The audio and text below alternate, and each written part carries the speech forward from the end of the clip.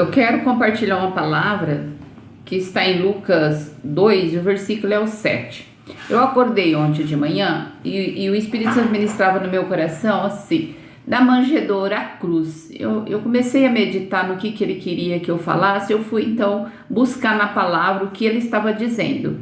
E nós hoje vamos refletir sobre a perseguição de Jesus para cumprir o ministério dele aqui na terra, como ele foi perseguido desde o nascimento até a morte.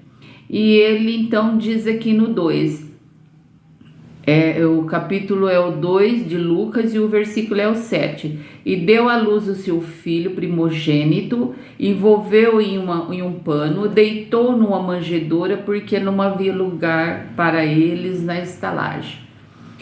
Então, aqui a Bíblia está dizendo que quando Maria teve o Jesus, ela não tinha um enxoval, não tinha nada, não tinha nem lugar para ficar, e ela colocou ele envolto em um pano. A Bíblia está dizendo que envolveu num pano, em panos, deitou numa manjedoura, e eles não tinham, porque eles estavam ali, nem lugar, nem na estalagem tinha lugar para eles.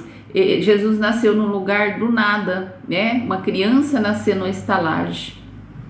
E ali era um propósito de Deus já para a vida de Jesus, para que se cumprisse na terra tudo que ele veio para fazer. Então aqui ele está dando um exemplo de humildade, né? Jesus nasceu num lugar tão humilde, tão simples. Para nós não representa nada, mas para Deus era tudo que ele precisava para mostrar o quanto nós temos que ser humilde aqui na terra e fazer, né? Como Jesus aqui ele sofreu já desde o nascimento. Depois em Lucas mesmo, no 23, 26 diz assim, ó: e quando o iam levando, tomaram um certo Simão Cirineu, que vinha do campo, e puseram-lhe a cruz às costas para que o a levasse após Jesus. Então Jesus sofreu no nascimento, né? Já teve uma dificuldade ali no início da vida dele, e na morte aqui ele estava carregando uma cruz, ele carregou a cruz, ele morreu na cruz, o sangue dele derramando na cruz, aquela coroa na cabeça derramando sangue no rosto dele, para salvar a humanidade, para que eu e você sejamos salvos. Ele sofreu do começo ao fim para cumprir o ministério dele, o propósito dele que ele veio para cumprir na terra. E ele cumpriu com tanta humildade, com tanta sabedoria, com tanto ensinamento.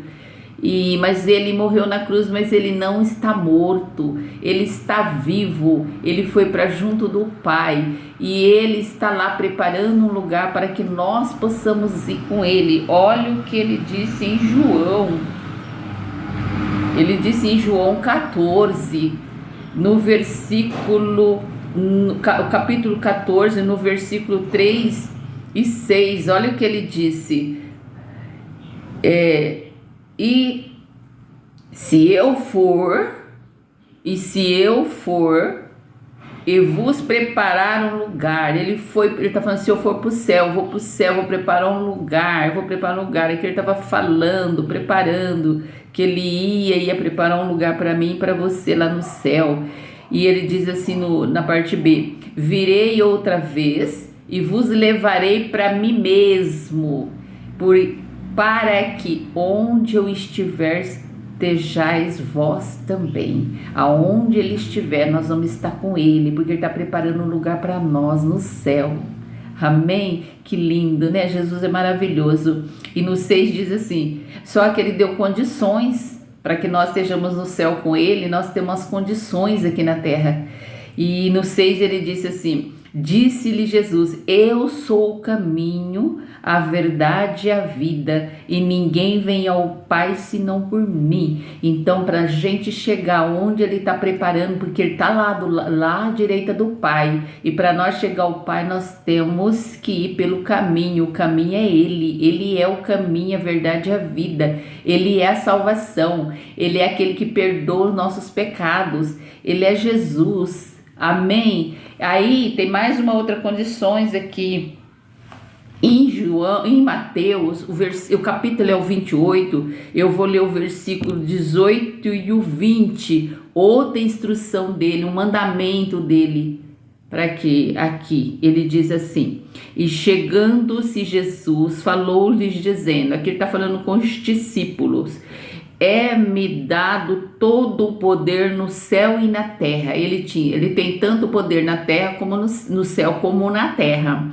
E ele diz assim, portanto, ele estava orientando os discípulos. E ele disse, portanto, ide, ensinai todas as nações, batizando-as em nome do Pai, do Filho e do Espírito Santo, e ensinando-as a guardar todas as coisas que eu vos tenho mandado.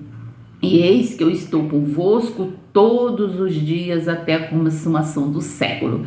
Amém? Aqui Jesus já tinha ressuscitado. Maria Madalena e a outra Maria tinham ido no sepulcro, não encontraram ele lá.